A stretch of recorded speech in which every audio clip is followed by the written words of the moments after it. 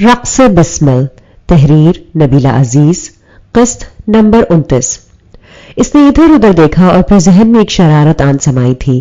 اس نے بڑی سہولت سے اپنے بیگ سے سیل فون نکالا اور کیمرہ آن کر لیا تھا۔ جتنا بے ترتیب وہ خود ہو رہا تھا اتنا ہی بے ترتیب اس کا بستر بھی تھا۔ کمبل آدھا اس کی پشت پہ تھا اور آدھا بستر سے نیچے، پاؤں کمبل سے باہر تھے۔ ادھر عزت اس کی نیند میں اس کا حلیہ دیکھ کر دبے دبے انداز میں مسکرا رہی تھی اور ساتھ ساتھ اس کی ویڈیو بھی بنا رہی تھی۔ پھر ویڈیو کے بعد اس نے تصویریں بنائی اور کیمرے کی آواز سے ولید کی نیند میں خلل پڑا تھا۔ ایک کے بعد ایک یکدم ولید کی آنکھ کھل گئی۔ اس نے فوراً ہڑبڑا کر دیکھا، عزت! وہ تو جیسے حق تک رہ گیا تھا اور عزت کی ایک دم ہنسی چھوٹ گئی تھی۔ وہ ہنستے ہنستے بھی اس کی تصویریں بنائی جا رہی تھی۔ بند کرو اسے! وہ اونچی سی آواز سے چلایا تھا۔ نہیں، وہ نہیں مانی۔ چھوڑوں گا نہیں، خیر بنا لو اپنی۔ بلاخر وہ کمبل پرے ہٹا کر چھلانگ لگا کر نیچے اترا اور کیمرے سمیت عزت کو اپنے حصار میں لے لیا، لیکن وہ پھر بھی کھلکھلائے جا رہی تھی اور ولید عزت کی کھلکھلاہٹ سے مسحور سا ہو گیا تھا۔ عزت کے وجود پر جمی اس کی گرفت میں نرمی اتر آئی تھی اور اس نرمی کا احساس عزت کو بھی فوراً ہی ہو گیا تھا۔ اس کی شرارت پہ ولید بھی شرارتی ہوا تھا۔ اس کی ایسی شرارتوں پہ عزت کی تو جان ہی نکل آئی تھی۔ اسے کسی بھی طرح سے اس کیفیت سے باہر نکلنا تھا، کیونکہ وہ اس تنہائی اور قربت کے عالم میں حد سے آگے بھی جا سکتا تھا جو ان دونوں کے لیے ہی مناسب نہیں تھا۔ ولید! اس نے اپنے عقب میں کھڑے ولید کو پکارا۔ ولید کی بے خودی ہلوس تھی۔ کیمرہ آن ہے، وہ سمجھی وہ چونکے گا تو کیا ہوا؟ وہ لاپرواہی سے بولا۔ دروازہ بھی کھلا ہے۔ اس نے ڈرانے کے لیے حربے آزمائے۔ کھلا رہنے دو، ولید پھر بولا۔ آنٹی آ جائیں گی، ایک اور خدشہ۔ آ جائیں، وہی لاپرواہی۔ عزت اس کی بے خودی پر جزبز ہوئی تھی اور ولید اس کی ہچکچاہٹ اچھی طرح سمجھ چکا تھا۔ اس نے اس کا رخ اپنی سمت موڑ لیا تھا۔ کیا سمجھتی ہو؟ کیا میں اتنا کمزور ہوں کہ ذرا سی تنہائی ملتے ہی بہک جاؤں گا؟ اس نے دلچسپی سے مسکراتے ہوئے عزت کے چہرے پر نظریں جمائی۔ وہ نظریں جھکا گئی۔ رخصتی نہیں ہوئی ہماری، نکاح ہوا ہے، اور جب نکاح ہو جائے تو رخصتی کی ضرورت بھی نہیں رہتی۔ ہم دونوں میاں بیوی ہیں، تو میرا حق ہو، اور حق اگر دسترس میں ہو تو بہک جانا ایک فطری عمل ہے۔ اس میں برائی تو نہیں اور نہ ہی مجھے کسی کا ڈر ہے، لیکن پھر بھی میرا حق ہونے کے باوجود تم اس وقت تیمور کی عزت ہو اور اس کی عزت پہ حرف آئے میں برداشت نہیں کر سکتا، ورنہ موقع تو پورا تھا۔ اس نے سنجیدگی سے کہتے کہتے آخر میں شرارت سے اسے دیکھا تھا۔ تمہارا کیا خیال ہے؟ ولید کی نظروں کی حد اس کے چہرے کو گرما رہی تھی۔ اس کے گال لال ہو چکے تھے۔ کیا مطلب؟ اس نے ناسمجھی سے پوچھا۔ موقع سے فائدہ اٹھا لیا جائے یا پھر؟ اس نے معنی خیزی سے کہتے ہوئے سوال ادھورا چھوڑ دیا تھا اور عزت اس کے سوال پہ تپ گئی تھی۔ ولید! وہ یکدم چیخی اور ولید ہنستے ہوئے فوراً اس سے دور ہٹ گیا تھا۔ یار، میں تو بس تمہارا خیال پوچھ رہا تھا، ورنہ اور بھی بہت سے کام ہیں کرنے کے لیے، وہ کر لیتے ہیں۔ ولید بات کرتے کرتے پیترا بدل گیا تھا۔ کون سے کام؟ عزت بھی سوال بدل چکی تھی۔ یہی ناشتہ وغیرہ کرنا ہے، کپڑے پریس کرنے ہیں، شاور لینا ہے۔ ہیلپ کروا دو تو مہربانی ہوگی۔ وہ اسے اپنے کام بتا رہا تھا۔ اوکے، کروا دیتی ہوں ہیلپ۔ وہ فوراً آمادہ ہو گئی۔ پہلے کپڑے نکال دے، وہ پریس کر دوں، ناشتہ بعد میں بنا دوں گی۔ وہ اپنا موبائل فون بند کر کے بیگ میں رکھتے ہوئے بولی۔ اور شاور لینے والا کام؟ وہ بڑی سنجیدگی سے بولا۔ شاور لینے والا کام؟ وہ ناسمجھی سے اسے دیکھ رہی تھی۔ میرا مطلب ہے کہ میں شاور لیتا ہوں، تم میرے بالوں میں شیمپو لگا دو، وہ جیسے مسرور ہوتے ہوئے کہہ رہا تھا، اور عزت ایک بار پھر بھڑک اٹھی تھی۔ ولید! وہ دبے لہجے میں چیخی۔ سوری، میں تو اس لیے کہہ رہا ہوں کہ جب ہر کام میں ہیلپ کروا رہی ہو تو پھر اس کام میں بھی کروا دو، وہ بڑی معصومیت سے کہہ رہا تھا، اور عزت اسے گھورتے ہوئے الماری کی طرف پلٹ گئی تھی۔ ولید سر کھجاتے ہوئے اس کے پیچھے آ رکا تھا۔ شلوار قمیض پہنو گے؟ عزت نے سفید رنگ کا شلوار سوٹ دیکھتے ہوئے پوچھا۔ پہنا دو، وہ لاپرواہی سے بولا۔ مجھے صرف پریس کرنا ہے، وہ پریس پر زور دیتے ہوئے بولی۔ اوکے، کر دو، یہ بھی بہت ہے، وہ احسان مند ہوا۔ کہاں پریس کرنے ہیں؟ وہ اس کی طرف پلٹی۔ باہر برآمدے میں استری سٹینڈ وہی ہے۔ اس نے باہر اشارہ کیا اور عزت اس کے کپڑے لیے باہر آ گئی تھی۔ اسے کپڑے استری کرتے دیکھ کر ولید کے ذہن میں بھی وہی شرارت آن سمائی تھی جو کچھ دیر پہلے عزت کے ذہن میں سمائی ہوئی تھی۔ ولید اپنا موبائل لیے اس کی بے خبری میں اس کی تصاویر اور ویڈیو بنائے جا رہا تھا۔ کپڑے استری کرنے کے بعد وہ ناشتہ بنانے کے لیے کچن میں آ گئی اور وہ کچن کے دروازے کی چوکھٹ میں کھڑا اپنا کام کرتا رہا۔ اف! عزت ایک دم چیخی تھی. انڈا تلتے ہوئے گرم گھی اس کے ہاتھ پہ آ گرا تھا. اس کی چیخ پہ ولید بھی ایک دم بوکھلا گیا تھا. کیا ہوا؟ زبیدہ بیگم بھی گھر میں داخل ہو چکی تھی اور کچن میں بکھرا تماشا دیکھ کر حیران پریشان رہ گئی تھی. یہ کیا ہو رہا ہے؟ وہ حیرت سے بولی. وہ امی، عزت میرے لیے ناشتہ بنا رہی تھی تو ہاتھ پہ آئل گر گیا. ولید اس کا ہاتھ پکڑے سے کچن سے باہر لے آیا تھا. شرم نہیں آتی اس سے کام کرواتے ہوئے؟ وہ ہم سے ملنے آئی تھی اور تم نے اسے کام پہ لگا دیا. زبیدہ بیگم نے ولید کو ڈانٹا.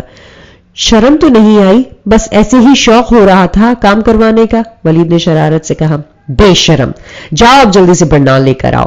انہوں نے فوراً اسے برنال لینے کے لیے بھیجا اور عزت کو برآمدے میں رکھی کرسی پہ بٹھا دیا. میٹنگ ہال میں پہنچ کر پتا چلا کہ میٹنگ میں کون کون شرکت کر رہا ہے. تیمور حیدر کی کرسی پہ آج مسز تیمور حیدر براجمان تھی، جس کو دیکھ کر تیمور کے قدم میٹنگ ہال کی داخلی دروازے میں ہی رک گئے تھے. لیکن صد افسوس کہ وہ اب واپس بھی نہیں پلٹ سکتا تھا اور وہ بھی اسے دیکھ چکی تھی. السلام علیکم سر، رک کیوں گئے؟ آئیے نا پلیز، آ کے بیٹھیے. سب اسے دیکھ کر فوراً ہی کھڑے ہو گئے تھے. کیسے ہیں تیمور صاحب؟ بہت خوشی ہوئی آپ کو دیکھ کر.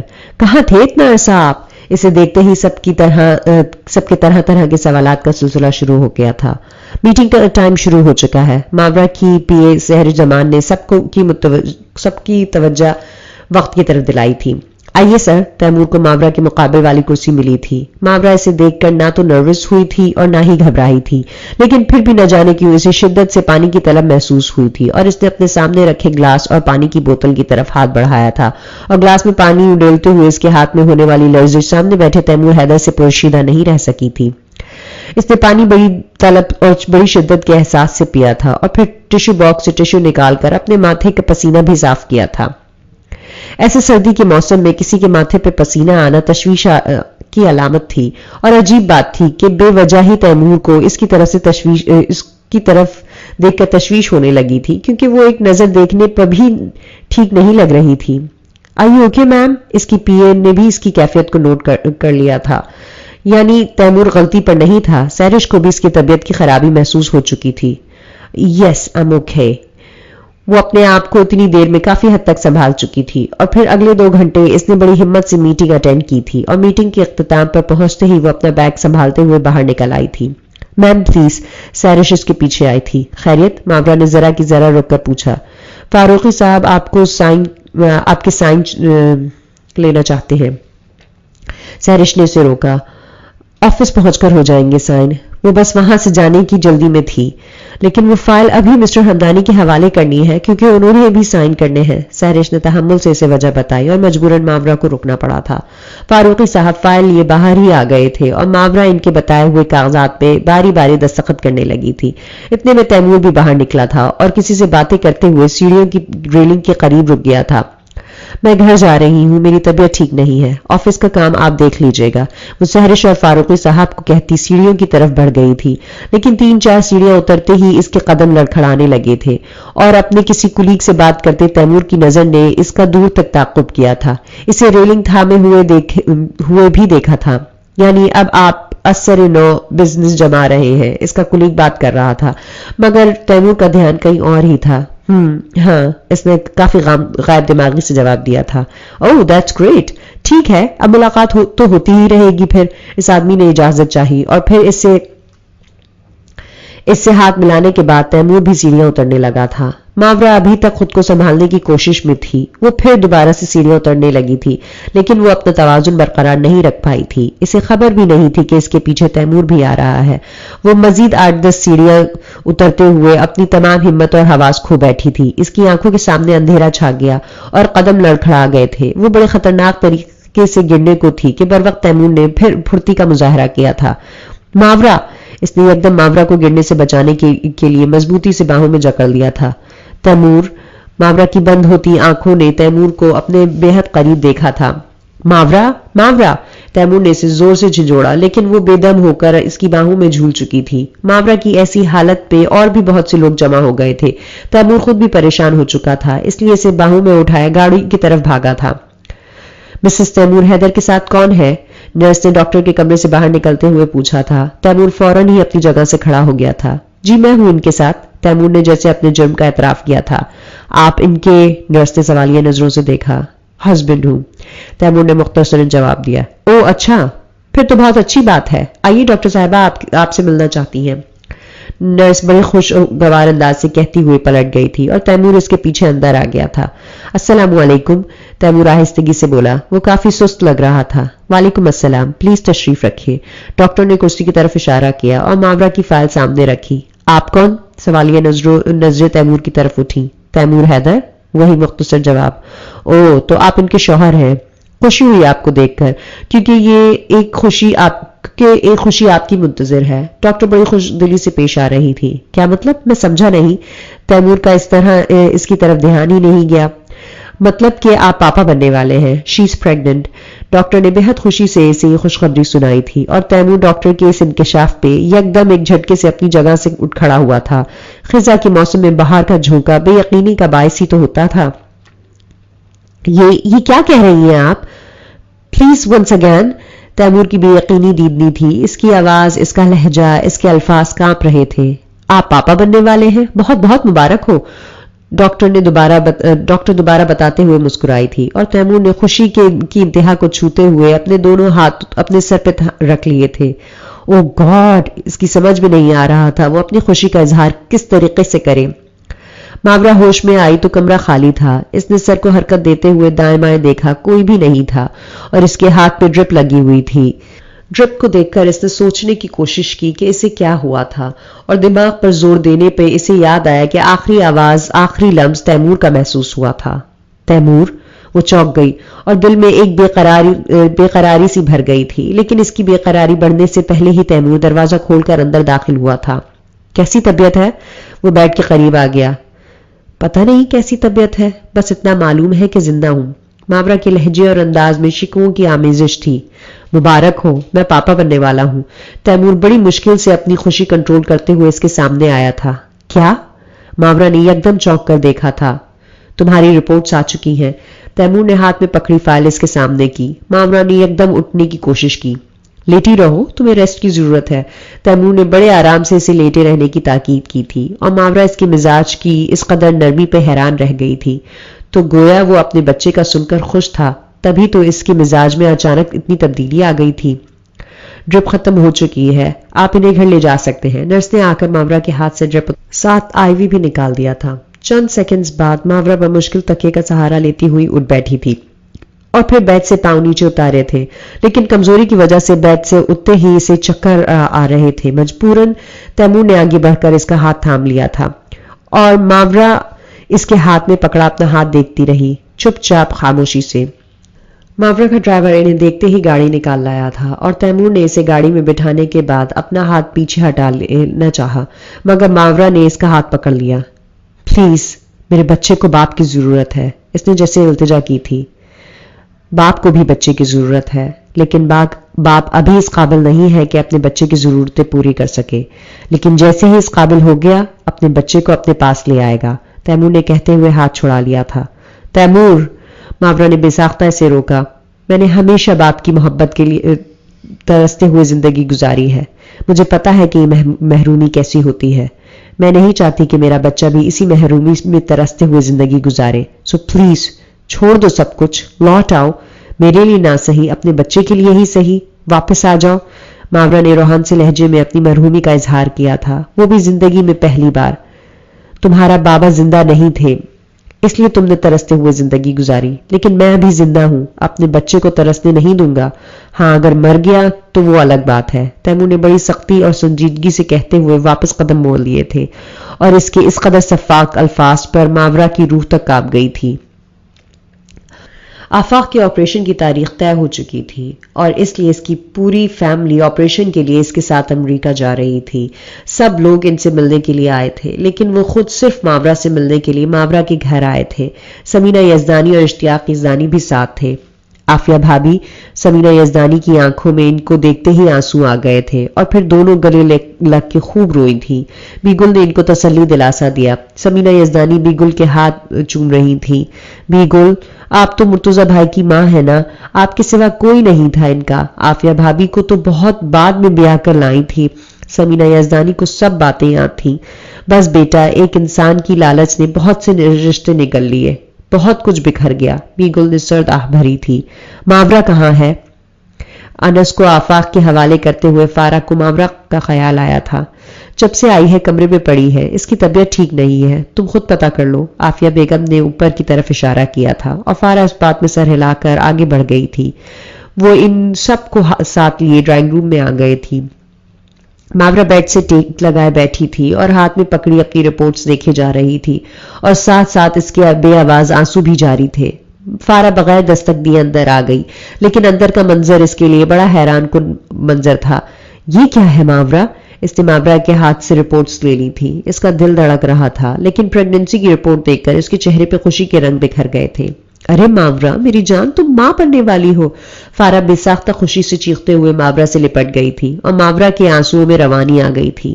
ارے پاگل، رو کیوں رہی ہو؟ یہ تو بہت بڑی خوشی کی بات ہے. فارا نے اس کے آنسو اپنے ہاتھوں سے پوچھے. یہ خوشی میاں اور بیوی دونوں کی ہوتی ہے، دونوں اس خوشی میں خوش ہوتے ہیں، لیکن میں اکیلی اس خوشی میں کیسے خوش ہو سکتی ہوں؟ ماورا کے آنسو نہیں تھم رہے تھے. ارے ڈونٹ وری، سب ٹھیک ہو جائے گا. جب بچے کا پتہ چلے گا سب کے دل موم ہو جائیں گے. بلکہ میں ابھی سب کو یہ خوشخبری سنا کے آتی ہوں. فارا اس کی گال تھپکتے ہوئے اٹھی اور ہوا ہو گئی. ماورا اسے آوازیں دیتی رہ گئی تھی. آپ سب کو بہت مبارک ہو، عافیہ آنٹی نانی بننے والی ہیں. فارا نے ڈرائنگ روم میں داخل ہوتے ہوئے بلند آواز سے اعلان جاری کیا تھا. کیا؟ عافیہ بیگم بے ساختہ اپنی جگہ سے اٹھ کھڑی ہوئی تھی. جی ہاں، یہ رہی آپ کے نانی بننے کی رپورٹس. فارا نے کافی شرارت بھرے انداز میں کہتے ہوئے رپورٹس ان کے ہاتھ پہ رکھی تھی. اس نے اتنی بڑی بات ہمیں بتائی ہی نہیں. وہ خوشی کے احساس سے کھل اٹھی تھی. وہ تو اب بھی نہ بتاتی اگر میں نہ آتی. فارا ہنسی. اوہ، تو اس موقع پر بھی مٹھائی تو بنتی ہے نا؟ آفاق اپنی جگہ سے کھڑا ہوا تھا. ارے نہیں بیٹا، اتنا ٹائم ہو رہا ہے، مٹھائی کل صحیح. بیگل نے روکا. کل ہماری فلائٹ ہے اور پرسوں میرا آپریشن، اس لیے آج کا کام آج ہی ہو جائے تو بہتر ہے. آپ لوگ بیٹھے، میں ابھی آتا ہوں. لیکن میری واپسی تک بچے کی اماں بھی یہاں ہونی چاہیے. ڈرائنگ روم میں وہ جاتے ہوئے وارننگ دے کر گیا تھا اور سب ہنس پڑے تھے. فارا ماورا کو بلانے کے لیے چل دی. السلام علیکم رضا حیدر صاحب. مونس مرزا کی طنزیہ آواز ایئر پیس پہ ابھری تھی. وعلیکم السلام، خیریت؟ وہ اس کے طرز تخاطب سے ہی جان گئے تھے کہ کوئی بات ضرور ہے. بہت بہت مبارک ہو آپ کو، آپ دادا بننے والے ہیں. مونس مرزا نے رضا حیدر کے سر پہ بم پھوڑ دیا تھا. یہ کیا کہہ رہے ہو تم؟ انہیں یقین ہی نہیں آیا تھا. جو حقیقت ہے وہی بتا رہا ہوں، اور ساتھ آپ کے لیے مٹھائی کے ٹوکرے بھی بھجوا رہا ہوں. ڈرائیور لے کر آ رہا ہے، وصول کر لیجئے گا. مونس مرزا نشتر پہ نشتر چبھو رہا تھا. یہ کیسا بےہودہ مذاق ہے مونس؟ رضا حیدر غصے سے بھر گئے. یہ مذاق نہیں، خوشی کی خبر ہے رضا حیدر صاحب. آپ کی نسل آگے بڑھ رہی ہے، اور اب آپ کی نسل کو بڑھانے والی علی مرتضیٰ کی بیٹی ہے ماورا مرتضیٰ، اب آپ کو وارث بھی دے رہی ہے. مونس مرزا خبازت سے بول رہا تھا. یہ نہیں ہو سکتا، کبھی نہیں. رضا حیدر کی بات پہ مونس مرزا ایک دم قہقہا لگا کر ہنسا تھا. یہ کیوں نہیں ہو سکتا؟ کیا ان دونوں کی شادی نہیں ہوئی، یا پھر آپ کو اپنے بیٹے کے مرد ہونے پہ کوئی شک ہے؟ مونس مرزا نے ان کی بدن میں آگ لگا دی تھی. Shut up, just shut up. Raza Haider نے دھاڑتے ہوئے فون بند کر دیا تھا اور موبائل غصے سے فرش پہ دے مارا تھا. رابعہ، وہ وہیں کھڑے زور زور سے دھاڑنے لگے تھے. اللہ خیر کرے، کیا ہو گیا؟ وہ تیزی سے اندر آئیں. تمہارا بیٹا کہاں ہے؟ وہ تو آفس کے لیے نکل چکا ہے. وہ گھبرائی ہوئی تھی. تو فون ملاؤ اسے ابھی. ماورا مرتضیٰ کے نمبر پہ. وہ ادھر ادھر چکر لگا رہے تھے. خیریت؟ سب ٹھیک تو ہے نا؟ وہ ڈرتے ڈرتے بولی. پوچھو اس سے کہ وہ کس کا باپ ہمارے بیٹے کے سر ڈال رہی ہے، کس کی نسل کو ہماری نسل کا نام دے رہی ہے. رضا حیدر زہل اگل رہے تھے اور رابعہ بیگم ششدر رہ گئی تھی. بچہ؟ میرے تیمور کا بچہ؟ وہ زیر لب بولی تھی. یہ کیا کہہ رہے ہیں آپ؟ ماورا کا بچہ صرف ماورا کا نہیں ہے، ہمارے بیٹے کا ہے، ہمارے تیمور کا بھی ہے، ہماری نسل ہمارا خون ہے. آپ کیوں؟ بکواس بند کرو اپنی. انہوں نے یکدم انہیں تھپڑ مارنے کے لیے ہاتھ بلند کیا تھا، مگر رابعہ بیگم کے چہرے پہ پڑنے کے بجائے ان کا ہاتھ کسی کے ہاتھ کی گرفت میں آ گیا تھا. کہتے ہیں کہ ظلم، جبر اور سفاکی کی بھی ایک حد ہوتی ہے، لیکن آپ تو ہر حد پار کر چکے ہیں. بے حسی نے اندھا کر دیا ہے آپ کو، لیکن باقی دنیا تو بے حس نہیں ہے نا. سب کے سینے میں اللہ کا خوف رکھنے والا دل ہے، جو آپ کے اندر بدقسمتی سے نہیں ہے. آپ اس دولت کی ہوس میں اپنے خون اور اپنی ہی نسل کے دشمن ہو رہے ہیں. جس خوشخبری کو سن کر آپ کو مٹھائیاں بانٹنی چاہیے تھی، اس خوشخبری پہ آپ لوگوں کی زبانیں کھینچ رہے ہیں اور ہاتھ اٹھا رہے ہیں. صد افسوس بابا جان، صد افسوس. عزت انتہائی مضبوطی سے ان کا ہاتھ دبوچے اپنے اندر کا سارا غبار باہر نکال رہی تھی. اس کے لہجے سے شعلے لپک رہے تھے. دل چاہ رہا تھا کہ رضا حیدر جیسے باپ کو مار ڈالے یا خود مر جائے. رضا حیدر نے زندگی کے اس موڑ پر آ کر انہیں دکھ، اذیت، شرمندگی اور اب پیشمانی سے دوچار کرنے میں کوئی کسر نہیں چھوڑی تھی، اور ان کی اولاد ہونے کے ناطے وہ دونوں بہن بھائی خود کو کسی کے سامنے سر اٹھا کر بات کرنے کے قابل بھی نہیں سمجھ رہے تھے. مجھے صرف اتنا بتا دیں، آپ یہ دولت کس کے لیے حاصل کرنا چاہتے ہیں؟ اپنے لیے یا اپنے بیٹے کے لیے؟ اس نے خون رنگ نظروں سے دیکھتے ہوئے پوچھا. اگر اپنے لیے حاصل کرنا چاہتے ہیں تو مجھے بتائیں کہ اس عمر میں اتنی دولت کیا کریں گے؟ وہ انہی کے لہجے میں اور انداز میں زہر اگل رہی تھی. اور اگر اپنے بیٹے کے لیے حاصل کرنا چاہتے ہیں تو پھر بیٹے سے دشمنی کیوں کر رہے ہیں؟ اگر اس نے اپنی مرضی سے اپنی پراپرٹی اپنی بیوی کے نام کر دی، کیوں زندگی عذاب بنا رہے ہیں اپنی بھی اور ہماری بھی؟ پلیز کچھ تو خیال کریں. اب اپنی آنے والی نسل کو تو انوالو مت کریں، اسے تو نہ گھسیٹے اس معاملے میں، اسے تو خوش رہنے دے. عزت بولتے بولتے جیسے تھک گئی تھی، لیکن رضا حیدر پھر سے بھڑک اٹھے تھے. کیوں نہ ٹینشن لوں، کیوں نہ زندگی عذاب بناؤں، کیوں؟ آخر یہ دولت میری ہے، میں نے بڑی محنت اور بڑی کوششوں سے بنائی ہے. انہوں نے غضبناک ہوتے ہوئے جواب دیا تھا، اور ان کے ایسے جواب پہ عزت کے چہرے پہ طنز اور تمسخر کی لہر دوڑ گئی تھی. محنت اور بڑی کوششوں سے بنائی ہے، یا پھر بڑے دھوکے اور بڑے فراڈ سے ہتھیائی ہے؟ عزت نے مزید زہر اگلا تھا. زبان بند رکھو اپنی. انہوں نے غضبناک ہوتے ہوئے ایک دم ہاتھ بلند کیا تھا. چٹاخ زوردار تھپڑ عزت کا گال لال کر گیا تھا، مگر وہ بھی انہی کی اولاد تھی. یہ ایک تھپڑ اسے چپ نہیں کروا سکا تھا، بلکہ اس کا دماغ اور الٹ گیا تھا. زبان بند رکھنے سے آپ کی اصلیت چھپ نہیں جائے گی، اور ویسے بھی کتنی زبانیں بند کریں گے؟ کتنے لوگوں پہ ہاتھ اٹھا کر انہیں چپ کروائیں گے؟ آپ اپنے دوست علی مرتضیٰ کے قاتل ہیں. آج میں کہہ رہی ہوں، کل پوری دنیا کہے گی. کس کس کو چپ کروائیں گے؟ کس کس کی زبانیں روکیں گے؟ بتائیں مجھے. عزت ان کے ہاتھ اٹھانے پر پاگل ہو رہی تھی، اور اتفاق سے واپس پلٹ آنے پر تیمور کے قدم ڈرائنگ روم کی داخلی دروازے پہ ہی رک گئے تھے، اور اس کا دماغ چکرا گیا تھا. بتائیں مجھے. وہ پوری قوت سے چیخی تھی. عزت.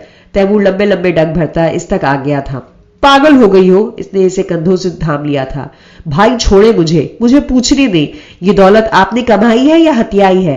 آپ نے یہ سکھ، آرام، عیش، عشرت سب کچھ دیا ہمیں، مگر حلال نہیں، حرام کھلایا. حرام کی کمائی بہہ رہی ہے ہماری رگوں سے. چوری کی ہے، ڈاکہ ڈالا ہے، قتل کیا ہے آپ نے. ہماری رگوں میں ایک قاتل، ایک گناہگار، ایک مجرم کا خون دوڑ رہا ہے. آج ہماری اوقات ہی کیا ہے؟ انہوں نے ہمیں کہیں کا نہیں چھوڑا.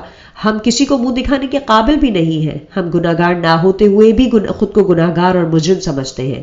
اور آپ کو گناہگار ہوتے ہوئے بھی احساس نہیں ہوتا؟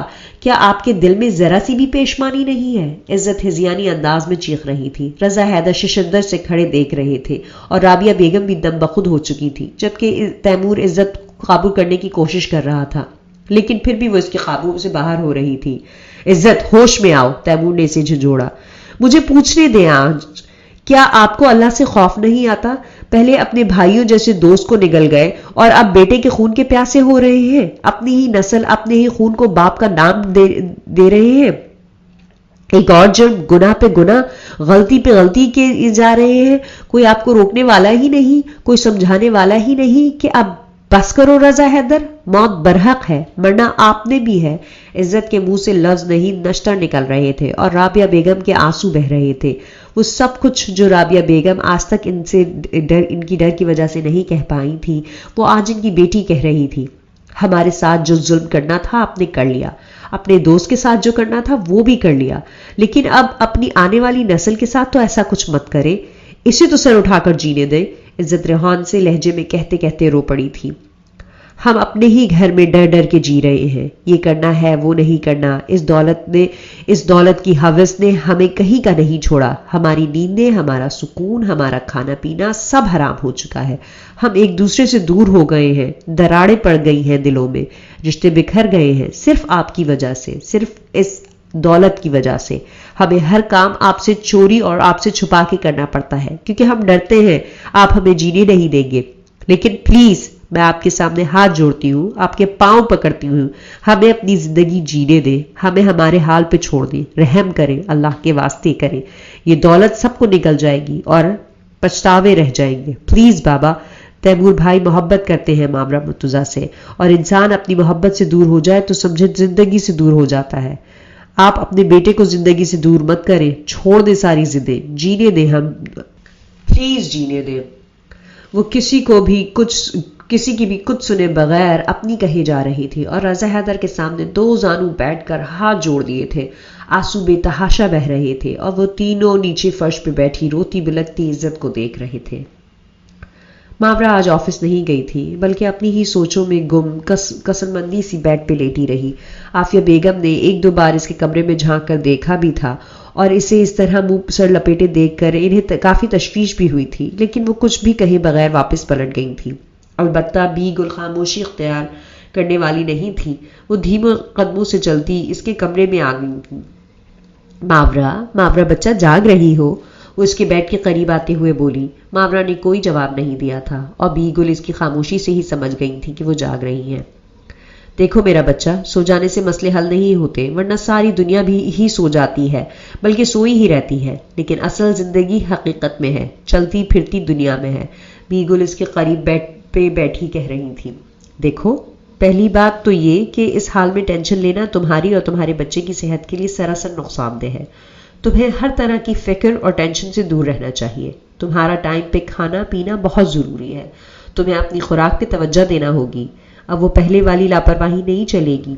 بی گل اپنے دھیان اور اپنی ہی دھن میں بولے جا رہی تھی کیونکہ انہیں یقین تھا کہ وہ سب سن رہی ہے. اور دوسری بات, اگر تیمور کی طرف سے پریشانی ہے تو وہ بھی درست نہیں. تم سمجھ رہی ہو کہ وہ تم سے اور تمہارے بچے سے غافل اور بے خبر ہے, تو یہ تمہاری غلط فہمی ہے. اسے تمہاری اور تمہارے بچے کی بھی خبر ہے. بے فکر اور لاپرواہ نہیں ہے وہ, لیکن بے حس ضرور ہو چکا ہے. ماورا ان کی بات مکمل ہونے سے پہلے پھٹ پڑی تھی اور بی گل ذرا دیر کے لیے رک گئی, پھر مسکرا اٹھی تھی. محبت ٹھنڈا جذبہ نہیں ہے, محبت ایک نرم اور گرم جذبہ ہے. اس کی گرمی انسان کو ہمیشہ پگھلائے رکھتی ہے. انسان لاکھ چاہے تب بھی بے حس اور پتھر کا نہیں بن سکتا. تم کیسے سوچ سکتی ہو کہ وہ بے حس ہو چکا ہے؟ بی گل کا فلسفہ ہمیشہ ہی الگ ہوتا تھا. وہ مجھے چھوڑ کر چلا گیا, میرے سوچنے کے لیے کیا یہ کافی نہیں؟ ماورا تڑپ رہی تھی. اسے جو چوٹ لگی کیا وہ کم تھی؟ بی گل تیمور کی طرفداری کر رہی تھی اور ماورا ان کی طرفداری پہ انہیں دیکھ کے رہ گئی. تو اس کا مطلب یہ ہوا کہ وہ چوٹ نہیں محبت بھلا دی. ماورا اعتراض اٹھا رہی تھی. چوٹ نے محبت نہیں بھلا دی, بلکہ چوٹ کے درد نے اسے بلبلا کے رکھ دیا. جیسے جیسے درد کم ہوتا جائے گا اس کی بلبلاہٹ کم ہوتی جائے گی, زخم بھرتا جائے گا, طبیعت سہل ہوتی جائے گی. بی گل اسے سمجھا رہی تھی اور ماورا سمجھنے کو تیار ہی نہیں تھی. لیکن ابھی وہ کچھ اور کہنے والی ہی تھی کہ اس کا موبائل بج اٹھا اور ماورا کے ساتھ ساتھ بی گل نے بھی بے ساختہ سائڈ ٹیبل پہ رکھے اس کے موبائل کی طرف دیکھا تھا, جس کی اسکرین پہ تیمور کی تصویر جگمگا رہی تھی. اور پھر اسی بے ساختگی سے دونوں نے ایک دوسرے کی سمت دیکھا تھا اور بی گل کے چہرے پہ دھیمی سی مسکراہٹ بکھر گئی تھی. جیسے جیسے درد کم ہوتا جائے گا اس کی بلبلاہٹ کم ہوتی جائے گی, زخم بھرتا جائے گا, طبیعت سہل ہوتی جائے گی. بی گل کی بات اس کی سماعتوں میں دوبارہ سے گونجی تھی اور اس نے کال ریسیو کر لی تھی. ہیلو, السلام علیکم. ماورا نے اپنے آپ کو پرسکون ظاہر کرنے کی بھرپور کوشش کی تھی اور بی گل یوں ہی مسکراتے ہوئے اٹھ کر باہر نکل گئی تھی. وعلیکم السلام, کیسی ہو؟ تیمور بھی بہت مطمئن انداز میں بول رہا تھا. ٹھیک ہوں. ماورا کی آواز دھیمی تھی. تو پھر آفس کیوں نہیں گئی؟ تیمور کے سوال پہ وہ بری طرح چونکی تھی, یعنی اسے یہ بھی خبر تھی کہ وہ گھر پہ ہے. بس ایسے ہی, اس نے لاپرواہی سے کہا. بس ایسے ہی کام نہیں چلتا. طبیعت نہیں ٹھیک تو ڈاکٹر کو بلا لو. ایسے کاموں میں لاپرواہی اچھی نہیں ہوتی. اب بی گل کی طرح کی جگہ ہدایت نامہ اس کی طرف سے جاری ہوا تھا. تو کیا اچھا ہوتا ہے؟ وہ بے اختیار بولی. پرواہ, تیمور نے بھی برجستہ جواب دیا تھا. کس کو کرنی چاہیے؟ ماورا کوریدنا چاہتی تھی کہ اس نے فون کس لیے کیا ہے. مجھے. وہ بھی کسی اور ہی موڈ میں نظر آ رہا تھا. تو اس کا سوال یا لفظ حاضر تھا. کر تو رہا ہوں, تیمور نے بغیر لگی لپٹی رکھی جواب دیا تھا. کیا؟ پتہ نہیں کیوں وہ بات کو بڑھا رہی تھی، بے وجہ طول دے رہی تھی۔ پروا؟ اس نے بھی یک لفظی جواب سے نوازا۔ اچھا، پروا ایسے ہوتی ہے؟ وہ جیسے اندر سے مطمئن ہو چکی تھی۔ تو کیسے ہوتی ہے؟ اب وہ پوچھ رہا تھا، پاس آ کر، پاس بیٹھ کر، فکر میں مبتلا ہو کر۔ وہ اسی طریقے سے بتا رہی تھی۔ فکر میں ہی تو مبتلا ہوں، تیمور کے منہ سے بے ساختہ پھسلا تھا۔ کیسی فکر اور کس کی فکر؟ وہ ٹھٹکی۔ ان سب کی جن کو میری فکر نہیں۔ تیمور کا جواب سیدھا ماورا کے دل میں پیوست ہوا تھا۔ اس کی سوچ غلط بھی تو ہو سکتی ہے۔ اس نے تیمور کی غلط فہمی دور کرنے کی غرض سے کہا۔ میری سوچ صحیح بھی تو ہو سکتی ہے، تیمور نے جیسے استہزائیہ لہجے میں کہتے ہوئے سر جھٹکا۔ ہو سکتی ہے مگر، ماورا نے کچھ کہنا چاہا۔ ماورا؟ تیمور نے اس کی بات کاٹ دی اور ماورا چپ ہو گئی تھی۔ جی، وہ دھیمے سے بولی۔ وہ کیسا ہے؟ تیمور کا گھمبیر لہجہ آنچ دے رہا تھا۔ کون؟ ماورا نہیں سمجھی۔ جس کو صرف میری فکر ہوگی؟ تیمور کا اشارہ کس طرف تھا اب وہ فوراً سمجھ گئی تھی۔ آپ کا بیبی؟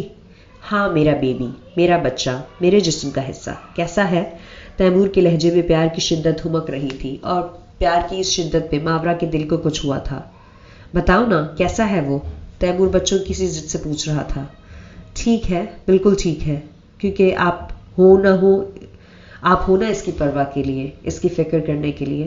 ماورا کے لہجے کو ذرا خوشگوار بنانے کی کوشش کی تھی۔ ہاں، میں ہوں نا، اسی لیے تو اس کی خاطر تمہاری گود بھرائی کی رسم ارینج کر رہا ہوں۔ تیمور نے بلاخر کہہ ہی دیا۔ گود بھرائی کی رسم؟ ماورا زیر لب دہرا کے رہ گئی تھی۔ ہاں، گود بھرائی کی رسم، صرف اس لیے کہ کل کو تم سے کوئی یہ سوال نہ پوچھے کہ یہ بچہ کس کا ہے، کیونکہ ہمارا تو نکاح بھی دھوم دھام سے نہیں ہوا تھا، اس لیے اب بچہ تو دھوم دھام سے ہونا چاہیے نا۔ تیمور ماورا کے رشتے اور کردار کو معتبر کر رہا تھا۔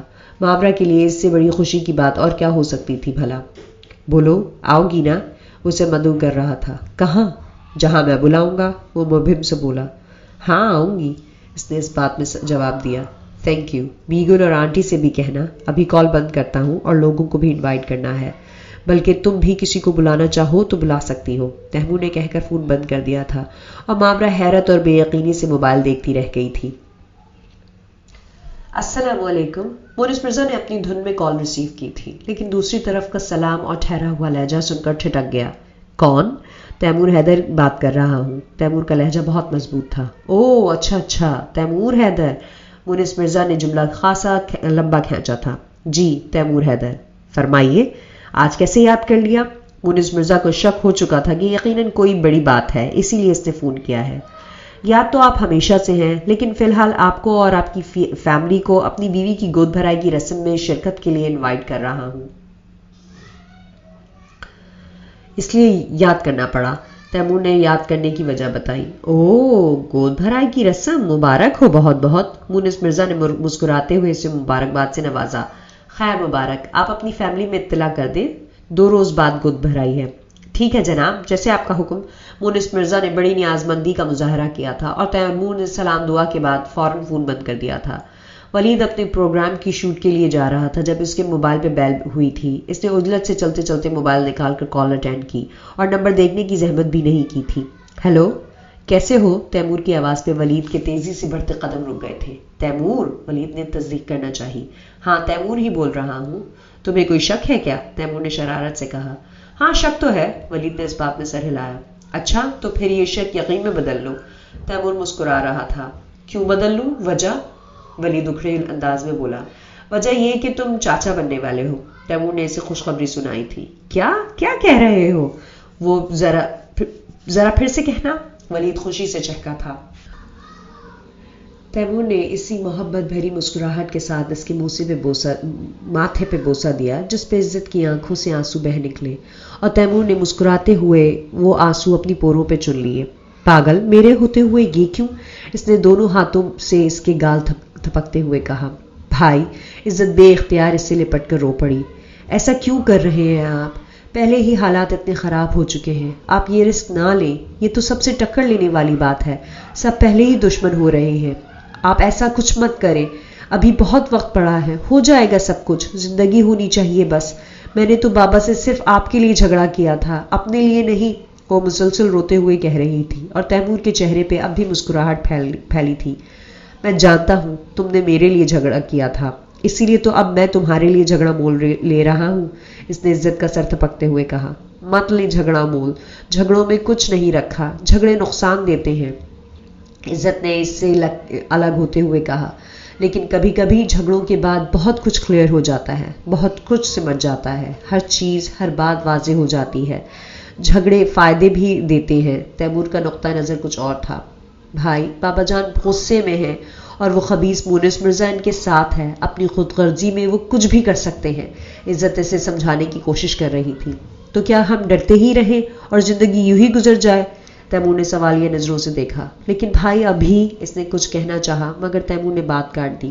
نہیں عزت، اب نہیں، اب جو بھی ہوگا سر عام ڈنکے کی چوٹ پہ ہوگا، کسی بھی ڈر اور خوف کے بغیر۔ تیمور کا لہجہ انتہائی مضبوط تھا اور عزت اس کے تیور دیکھ کے رہ گئی۔ تیمور کے اگلے 2 دن انتہائی مصروفیت میں گزرے تھے۔ مہمانوں کو مدعو کرنے اور ہوٹل کی ارینجمنٹ کی بھاگ دوڑ نے اسے تھکا کے رکھ دیا تھا۔ وہ ہر کام اکیلے اور خود کر رہا تھا۔ عزت کی ضروری شاپنگ کا بھی اسے اچھی طرح خیال تھا، اسی لیے ساشا اور اس کی امی کو عزت کے ساتھ شاپنگ کے لیے مارکیٹ بھیج دیا تھا اور خود ماورا کے لیے کپڑے پسند کرنے کے لیے آ گیا تھا۔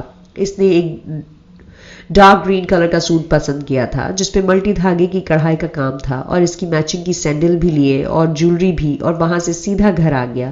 شاپنگ بیگ اٹھائے وہ اپنے بیڈ روم میں چلا گیا۔ اس کے پیچھے رابعہ بیگم بھی چلی گئی۔ رضا حیدر اس کی مصروفیت اور بھاگ دوڑ کو بہت گہری اور کڑی نظروں سے دیکھ رہے تھے، مگر خاموش تھے، کیونکہ وہ انہیں بھی تیمور کی طرح کل کے دن کا انتظار تھا۔ تیمور کے ہاتھ میں سیاہ رنگ کی چوڑیاں تھیں اور انتہائی خوبصورت لباس میں ملبوس سجی سوری سی ماورا اس کے سامنے کھڑی تھی۔ تیمور نے آگے بڑھ کے اس کا ہاتھ پکڑا اور اسے چوڑیاں پہنانے لگا۔ چوڑیاں تنگ تھیں، اس لیے پہنانے میں مسئلہ ہو رہا تھا، اور اسی مسئلے کی وجہ سے یکدم 2 چوڑیاں ٹوٹ گئیں، اور اچانک ٹوٹنے کی وجہ سے کانچ تیمور کے ہاتھ میں پیوست ہو گیا اور خون بہہ نکلا۔ تیمور! ماورا اس کی ذرا سی تکلیف پہ یکدم تڑپ کر اٹھ بیٹھی تھی، اور بے ساختہ اٹھنے کے بعد ادھر ادھر دیکھا تو تیمور کہیں بھی نظر نہیں آیا۔ نہ چوڑیاں تھیں، نہ خوبصورت لباس، اور نہ ہی بناؤ سنگھار تھا۔ وہ اپنے بیڈ روم میں اپنے بستر پہ اکیلی بیٹھی تھی، جس کا مطلب تھا وہ کوئی خواب دیکھ رہی تھی، اور خواب بھی ایسا جو اسے گہری نیند سے جگا کر تکلیف میں مبتلا کر گیا تھا۔ ماورا نے کچھ بھی سوچے بغیر تیمور کا نمبر ملایا اور چند لمحوں کے توقف سے کال ریسیو کر لی گئی تھی۔ السلام علیکم۔ تیمور نے بڑے تحمل سے کال ریسیو کی تھی۔ تیمور، آپ کہاں ہیں؟ کیسے ہیں؟ ٹھیک تو ہے نا؟ وہ کافی گھبرائی اور بوکھلائی ہوئی سی لگ رہی تھی۔ فی الحال تو ٹھیک ہی ہوں۔ کیوں؟ خیریت؟ کیا ہوا؟ وہ بڑے سکون سے پوچھ رہا تھا۔ کہاں ہے؟ ماورا کا دل بری طرح گھبرایا تھا۔ اسی دنیا میں ہوں ابھی تک تو، وہ شرارت سے کہہ رہا تھا۔ تیمور پلیز، مجھے یہ رسم نہیں کرنی، پلیز کینسل کر دیں سب کچھ، ایسے فنکشن بعد میں بھی ہو سکتے ہیں۔ ماورا نے دل کی گھبراہٹ کے ہاتھوں مجبور ہوتے ہوئے اسے اس تقریب سے باز رکھنے کی کوشش کی تھی۔ بات کس نے دیکھا ہے؟ بس جو بھی ہے آج ہے اور ابھی ہے، کل کو بھلا کون دیکھ پایا ہے؟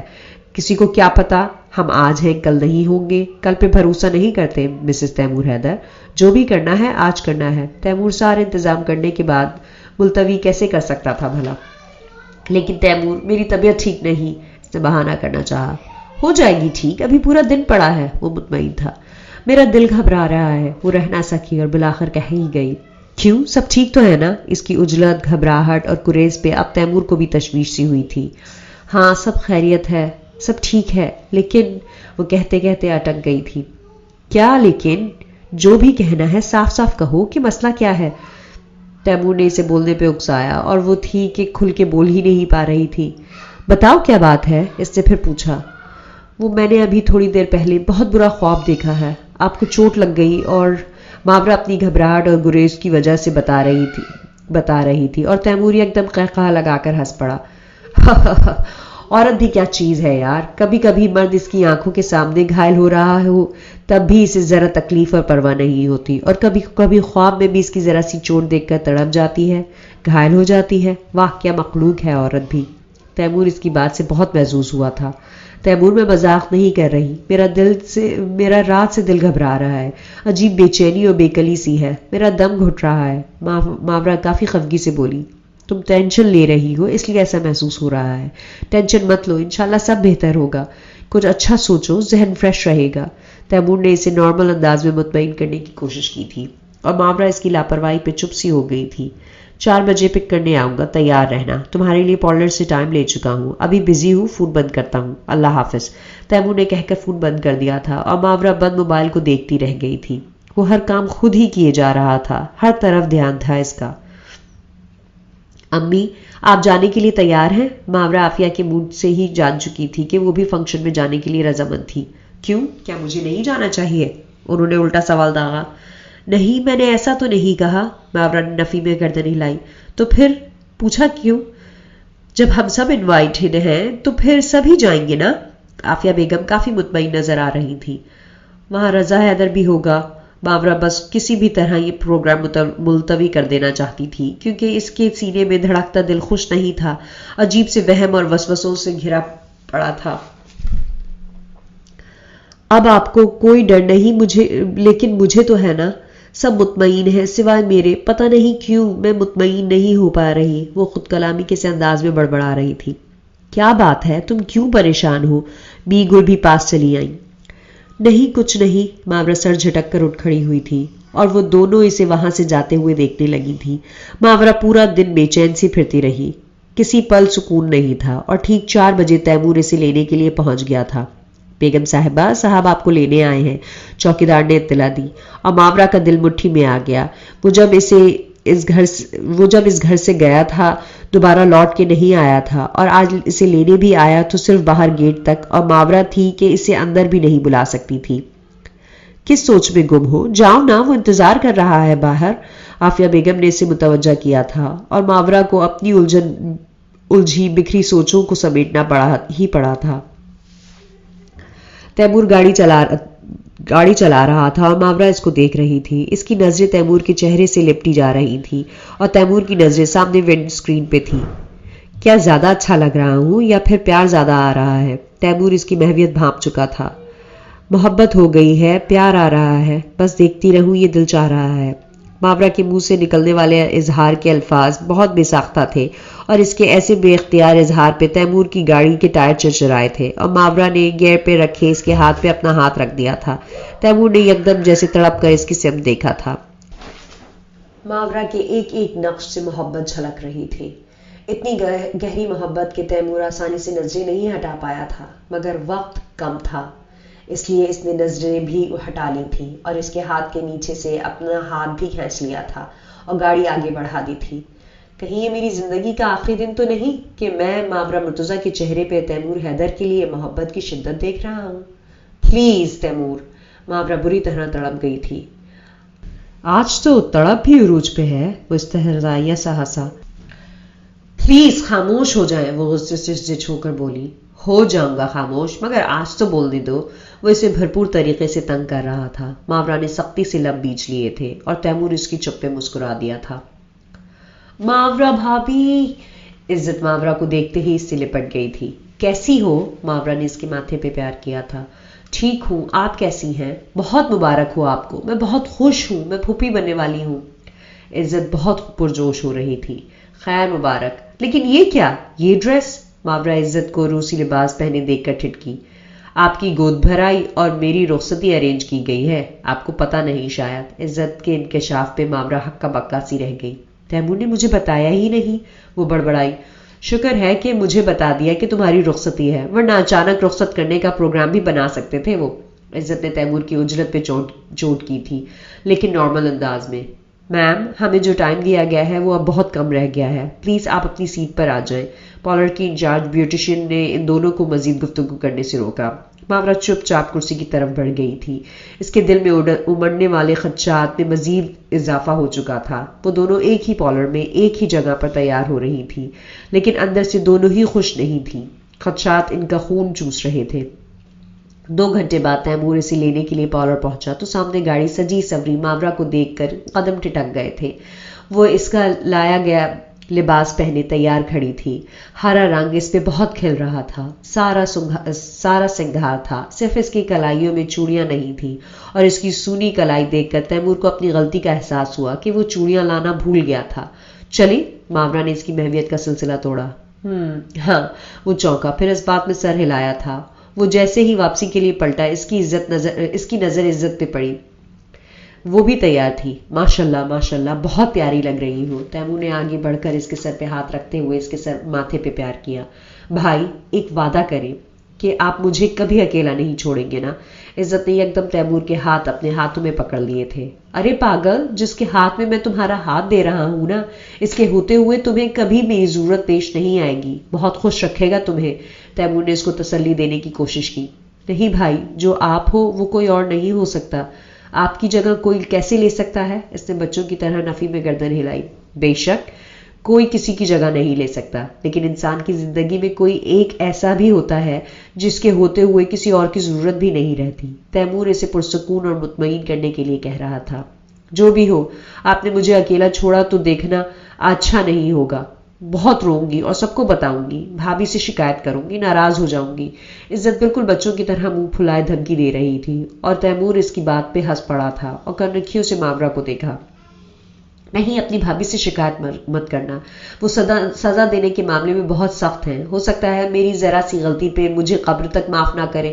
تیمور نے جیسے التجا کی تھی اور ماورا روح تک کانپ گئی تھی. میں تھک گئی ہوں، چلے. اس نے تیمور کو خفگی سے دیکھا. ابھی سے تھک گئی؟ ابھی تو بہت وقت پڑا ہے تھکنے کے لیے. وہ بڑے خوشگوار موڈ سے کہتا ان دونوں کو ساتھ لیے باہر نکل آیا تھا اور ان دونوں کو ہوٹل کے کمرے میں چھوڑنے کے بعد وہ کسی کام کا کہہ کر دوبارہ چلا گیا تھا. واپس آیا تو اس کے ہاتھ میں سبز رنگ کی چوڑیاں تھیں اور ان چوڑیوں کو دیکھ کر ماورا کے ذہن میں ایک سایہ سا لہرا گیا. لاؤ چوڑیاں پہنا دوں. اس نے ہاتھ بڑھایا. نہیں، وہ ایک دم بدک کے پیچھے ہٹی تھی. کیوں؟ تیمور اس کے ایسے انکار پہ چونک گیا تھا کہ اچانک اسے کیا ہوا. بس میں نہیں پہن سکتی. اس نے اپنے ہاتھوں کی مٹھیاں بیچ لی تھی. لیکن کیوں؟ میں صرف ان چوڑیوں کے لیے دوبارہ مارکیٹ گیا ہوں اور تم کہہ رہی ہو کہ نہیں پہن سکتی. تیمور کو جیسے دکھ ہوا تھا کیونکہ وہ اتنے چاؤ سے لے کر آیا تھا. آج نہیں تیمور، کل پہن لوں گی. اس نے ٹالنے کی کوشش کی. اگر کل میں نہ رہا تو؟ اس نے سلگ کر کہا. اللہ نہ کرے. میں نے ایک برا خواب دیکھا تھا، بالکل ایسا ہی، سیم سچویشن. تب سے دل پریشان ہے، ورنہ انکار کی کوئی اور وجہ نہیں ہے. اور چوڑیاں بھی بہت پیاری ہیں، میں ضرور پہنوں گی. ماورا نے کوشش کی کہ تیمور کا دل نہ ٹوٹے، وہ ہرٹ نہ ہو. چوڑیاں پہننی ہے تو ابھی پہنو. ایک برے خواب کی وجہ سے حقیقت کو خراب مت کرو. تمہارے سنگھار میں ایک بھی کمی رہ گئی تو سمجھو میری تمام تیاری اور تمام خوشی میں کمی رہ گئی، ادھورا پن آ جائے گا. تیمور کی خواہش اس کے لہجے سے جھلک رہی تھی. اب ماورا مزید انکار نہ کر سکتی، اس لیے خاموشی سے ہاتھ اس کے ہاتھ میں تھما دیا اور تیمور اسے چوڑیاں پہنانے لگا. لیکن 10 چوڑیاں پہنانے کے بعد 3 چوڑیاں ایک ساتھ ہی ٹوٹ گئی اور تیمور کا ہاتھ زخمی کر گئی. تیمور! ماورا کا دل اچھل کر حلق میں آ گیا. وہ ایسی چوٹ ہی سے تو ڈر رہی تھی. اس نے فوراً تیمور کا ہاتھ پکڑ کر اپنے دوپٹے سے پوچھنا چاہا. نہیں، اپنے دوپٹے کو خون سے داغدار نہ کرو، ابھی تو رسم بھی ہونی باقی ہے. تیمور نے جھک کر میز پر سے ٹشو اٹھا لیا تھا. لیکن تیمور، خون زیادہ بہہ رہا ہے. وہ گھبرا چکی تھی. ماورا کیا ہو گیا ہے تم کو؟ کیوں ذرا سی بات پہ اتنی ٹینشن لے رہی ہو؟ معمولی سا کانچ چھپا ہے، ٹھیک ہو جائے گا. وہ پرسکون تھا، نارمل تھا، مگر ماورا عافیہ بیگم کی طرح عجیب وسوسوں میں پڑ چکی تھی. دیکھو ماورا، تم میری محبت ہو اور ہمیشہ میری ہی محبت رہو گی. میں تم سے دور چلا جاؤں یا تم مجھ سے دور چلی جاؤ، لیکن پھر بھی ہم ایک دوسرے کے ہی رہیں گے. ہمارے بیچ جو بھی ہوا مجھے پتا ہے اس میں تمہاری کوئی غلطی نہیں تھی. تم نے ہمیشہ مجھے اپنی ذات سے، اپنے آپ سے دور رکھنے کی کوشش کی. بس میں ہی محبت کی دھن میں سمجھ نہیں سکا. لیکن میری محبت سچی تھی، اس لیے تمہاری نفرت ہار گئی اور میں اس ہاری ہوئی نفرت کو دوبارہ سے جگانا نہیں چاہتا. میں محبت سے محبتیں پیدا کرنا چاہتا ہوں. تم نے اپنی سوچ، اپنے عزم کے مطابق اپنا حق لے لیا، مجھے کوئی اعتراض نہیں ہے. لیکن تم میری ذمہ داری ہو. میرا یہ بچہ میری ذمہ داری ہے. تم دونوں کے لیے محنت کروں گا، مقام بناؤں گا اور آج سب کے سامنے اپنا نام دوں گا، عزت دوں گا، اپنی پہچان دوں گا. اور اس وقت ان کے علاوہ اور کوئی کچھ نہیں دے سکتا. جمع پونجی سب لگا چکا ہوں، بالکل مفلس ہوں، لیکن محبت کا خزانہ بہت ہے میرے پاس. ابھی سے لٹانا شروع کروں تو قیامت تک ختم نہیں ہوگا. تیمور نے اس کا چہرہ دونوں ہاتھوں میں لے لیا تھا اور ماورا کی پلکیں لرز کر جھک گئی تھیں. تیمور نے دل میں لگی تمام گرہیں کھولتے ہوئے اس کے ماتھے پہ پیار کرتے ہوئے اسے اپنے حصار میں لے لیا تھا اور ماورا کی روح تک شانت ہونے کے بجائے اور بے قرار ہو گئی تھی. I love you Mawra. I really love you. I love you so much. وہ بڑی شدت سے اظہار کر رہا تھا. میں اپنے بابا کی گناہوں کی معافی مانگتا ہوں، انہیں معاف کر دو پلیز. محبت کا ظرف بہت بڑا ہوتا ہے، بڑے سے بڑا گناہ بھی معاف کر دیتی ہے۔ تیمور نے اس کے سامنے ہاتھ جوڑ دیے تھے اور مامرا نے یکدم اس کے ہاتھ تھام لیے تھے۔ پلیز تیمور، ایسا تو مت کہے، مجھے گناہگار نہ کرے، میں سب کچھ بھول چکی ہوں، معاف کر چکی ہوں۔ جب امی نے سب کچھ بھلا دیا تو میں کیا چیز ہوں؟ زندگی کا یہ باب شاید اسی طرح لکھا تھا، لیکن اب اور نہیں، میرا دل بالکل صاف ہے، کورے کاغذ کی طرح۔ مامرا نے اسے یقین دلایا تھا اور تیمور مزید پرسکون ہو گیا تھا۔ تھینک یو سو مچ۔ اس نے مامرا کو دوبارہ سے اپنے حصار میں لے لیا تھا اور وہ اس کی حرکت پہ مسکرا اٹھی تھی۔ اچانک کمرے کے دروازے پہ دستک ہوئی اور وہ دونوں چونک گئے تھے۔ عافیہ بیگم اور بیگل آئی تھیں اور ان کے ساتھ رابعہ بیگم بھی۔ یہاں کیا کر رہے ہو؟ باہر آؤ دونوں، مہمان آ چکے ہیں، بارات بھی پہنچنے ہی والی ہے۔ تیمور اور مامرا مسکراتے ہوئے ایک دوسرے کا ہاتھ پکڑے کمرے سے نکل کر ہال کی طرف آ گئے تھے، جہاں کافی تعداد میں مہمان آ چکے تھے۔ وہ مامرا کو ساتھ لیے اسٹیج پہ آ گیا اور ہال کے دوسرے راستے سے ولید اور عزت بھی ایک ساتھ چلتے ہوئے اسٹیج کی طرف بڑھے تھے، جبکہ وہاں موجود مونس مرزا، قیام مرزا، رضا حیدر اور آنے والے تمام مہمان ہکا بکا سے رہ گئے تھے۔ پورے حال میں ایک شور سا مچ گیا تھا۔ And of the episode. باقی سنیے آئندہ۔